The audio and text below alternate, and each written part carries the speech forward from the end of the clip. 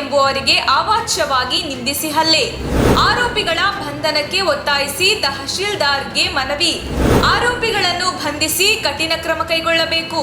ಕಂದಾಯ ಇಲಾಖೆಯ ಗ್ರಾಮ ಸಹಾಯಕರಿಂದ ತಹಶೀಲ್ದಾರ್ಗೆ ಮನವಿ.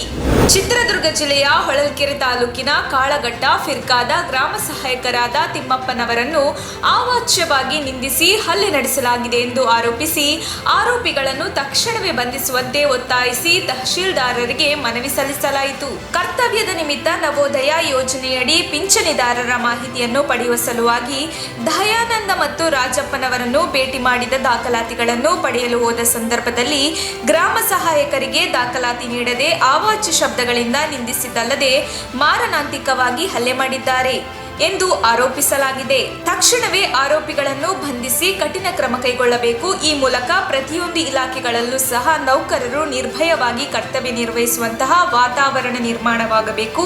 ಹಲ್ಲೆಗೊಳಗಾದ ಗ್ರಾಮ ಸಹಾಯಕರ ಕುಟುಂಬಕ್ಕೆ ರಕ್ಷಣೆ ನೀಡಬೇಕೆಂದು ಒತ್ತಾಯಿಸಿ ತಾಲೂಕಿನ ಕಂದಾಯ ಇಲಾಖೆಯ ಗ್ರಾಮ ಸಹಾಯಕರು ತಹಶೀಲ್ದಾರ್ ಅವರಿಗೆ ಮನವಿ ನೀಡಿದರು.